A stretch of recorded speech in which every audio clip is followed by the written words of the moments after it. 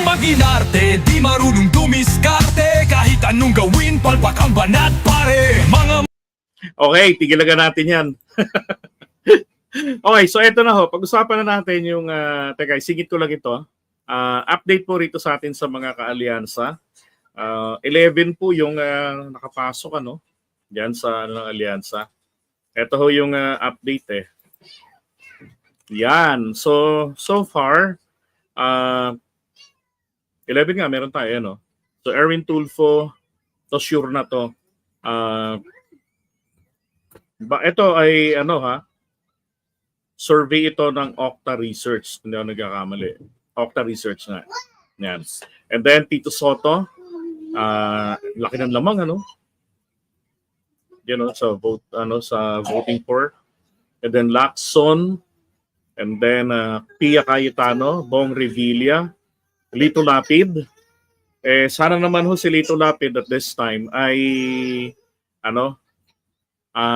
husayan niya na sa trabaho. 'Di ba? Lugi na tayo sa kanya eh. Sana mag-improve yung trabaho niya. And then Abby Binay, yan, pasok.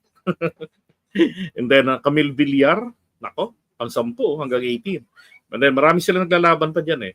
So, pero kung ito yung pagbabasihan, I can say nasa safe zone na sila hanggang kay Manny Pacquiao. And then ang mga nasa nanganganib pa po dito, ang nasa safe zone ay ang hanggang kay Abby Binay. And then ang mga nanganganib po rito, nag-aagawan po sila makapasok ng ang Magic 12 ay hanggang dyan po kay Francis Tolentino. Okay, so tulungan po natin, dali natin. Explain ko sa inyo kung bakit ako nagtitiwala kay Tolentino ulit at bakit dapat din natin pong tulungan si Abalos. Di ba? So yan po yung ating update ngayon dyan sa Alyansa. Dito ho kay Tolentino, kay Benhur Abalos, meron pa po tayong pag-asa para ipakilala siya sa ating mga kamag-anakan, ipaalam sa kanila who the hell is guy running for the Senate, the member of the Alyansa para sa pagbabago, no, or Team Pilipinas.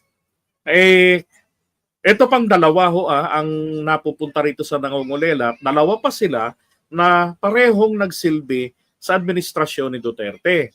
Pero pareho silang kumalas, di ba?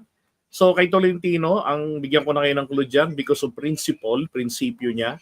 Alam niyo naman, maski na bahagi siya ng PDP, taliwas siya pagdating sa usapin na may kinalaman sa interes ng Pilipinas. And then, nawala siya rin sa PDP. And then, eto naman pong yung awareness sa kanya, ibig sabihin, yung mga tao na nakakaalam na siya ay kandidato, 95% po. So, yun pong 5%. No, mga kamag-anakan ninyo na hindi nyo pa nakakausap, nakukumbinse. No, at least ito pong dalawang ito may plataforma, may napatunayan na sa kanilang trabaho, 'di ba? Pagdating sa katapatan para sa ating bayan, hindi natin pwedeng matawaran yung dalawang 'yan. Lalo kay Tolentino, tatablahin si Digong. Aminin na natin, marami naman tayong nabudol ito nung araw no. Mabuti na lang, ginampanan nila yung mga trabaho nila nang ayon po sa kanilang kakayanan and then yung prinsipyo nila. Pero, di ba, kapag taliwas na sa interes ng bayan, tama lang pong iwanan. Naintindihan ko sila, lalo na si Tolentino, sapagkat isa rin ako sa tumalikod kay Duterte dahil rin po sa usapin sa West Philippine Sea. Ngayon, 93% po kay Abalos. Ibig sabihin, napakarami pa po yung 7% na hindi pa ho nakakaalam. No, yun na lamang ang kumbinsihin natin para ho mahatak po siya at mailagay rin sa safe zone ng Magic 12. Di ba? At least kung makapasok ng Magic 12 at maging malaki yung lamang niya ron sa mga nasa sunod. Di ba? Okay na yon. Di ba? Alright. At sana nga, mailaglag pa rin. Sapagkat aminin na natin, maraming mga Marcos loyalists, mga supporters, mga kakamping, mga dilawan, they will vote for Bato de la Rosa and Bongo. My God. Kailangan ba ang boto nila? Kailangan ba silang talagang nasa Senado? Alam naman na natin ang purpose ng pagtakbo ng mga ito. Di ba? Iligtas si Sara. Di ba? At ang mga sari-sarili nila. Mula po sa kanilang mga pinagagagawa dati noong kapanahunan ng kanilang amo dyan sa Malacanang. Alright? Okay, alisin na natin siya.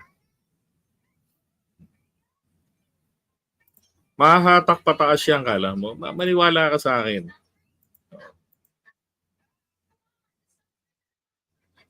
Ano yun, Duterte? Duterte lang malakas, of course. Saan malakas? Tandaan ninyo, si Duterte, walang pinanalong kandidato during his presidency. Di ba? Wala siyang pinanalo. Oh, sinong nanalo? Si Robin Padilla.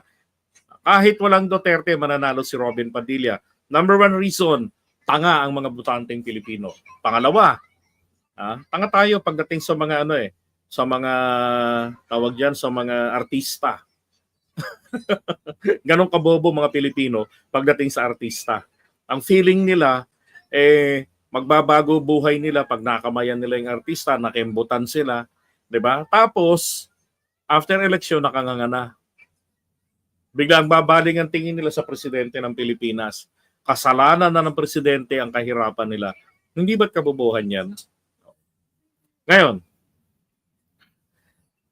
Ngayong nitong 2025, 'di ba, bumuo ng lineup si Digong. Ang very purpose naman, kaya pati siya ay porsigido na kampanya kahit na uuga-uga na. I don't know kung arte niya lang 'yun. Alam mo naman 'yun, number one plastic.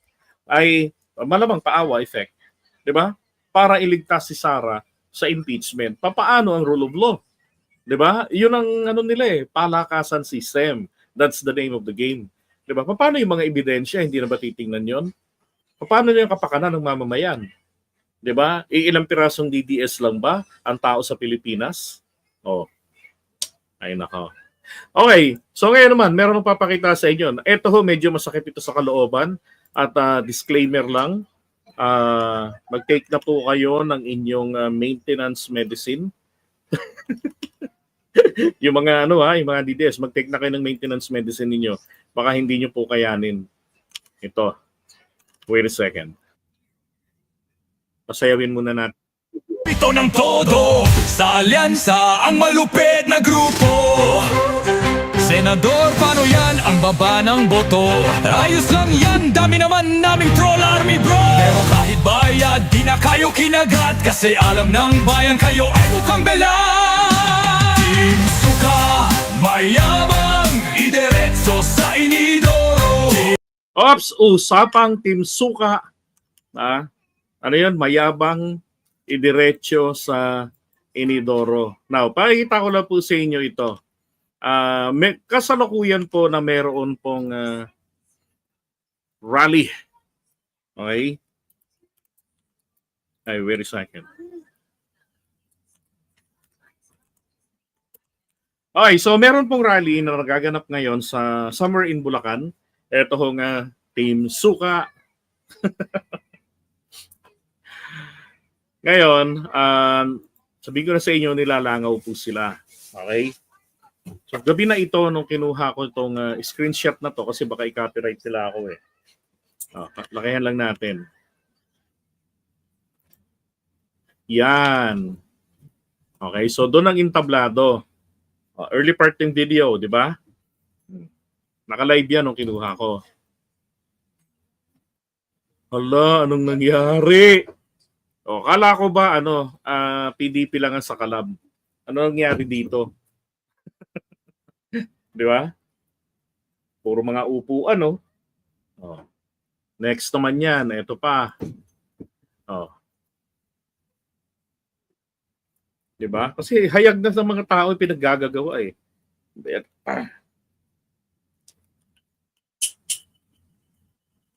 Ito pa. Tandara. Inusog-usog ko lang yan eh. Kanina lang yan, kay Ate Melby. Dating kasama natin sa Team Goldfish. Hindi ho siya nagbabago ng anggulo ng pwesto niya. Grabe, no? Interest ng mga tao, no? Wagas. Alagay dyan, no? Agila ng Mindanao, darating daw ngayon dito. Hala, totoo kaya ito? Sabi nung siguro mga na-invite diyan, alam nyo na, Tangina pakialam namin diyan. Oh, itong isa inaantok na oh.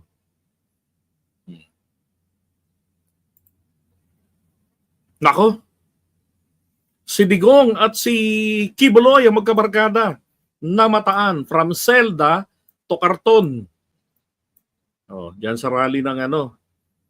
Yung hinihikaban ng lalaki kanina si Atty. Vic yata yun eh. Yung ginawa nila dati kay Leila de Lima, ano ho, nag-bounce back sa kanila.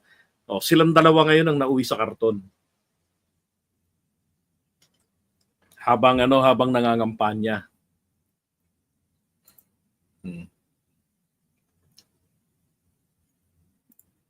Babagot na yung mga tao. Diba?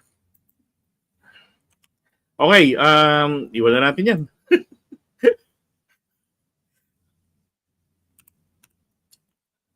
Kaya nga nakakapagtaka yung survey, bakit ganun katataas? Hinilalangaw sila, pagdating doon sa survey, putik, humahataw si Bato de la Rosa, tapos si Bongo.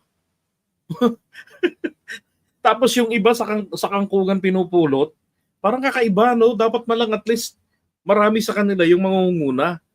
Para hindi, ibig sabihin, yung dalawa lang ang gusto ng mga tao, ng mga DDS. Langay ang buhay ito. Diba? Halatang halata kung i-analyze yung surveys. Nako, yun ang aking interpretation doon sa survey pagka tinitignan ko yun. Ganun kayo karami, ang taas ng ninyo, tapos 'di ba? Yung mga kasama ninyo, parang tipong sa survey, asan sila doon? Hirap hanapin, 'di ba? Ay nako. Iwan na nga natin 'to. Itong mga nilalangaw. Magkakaalaman yan sa araw ho ng halalan.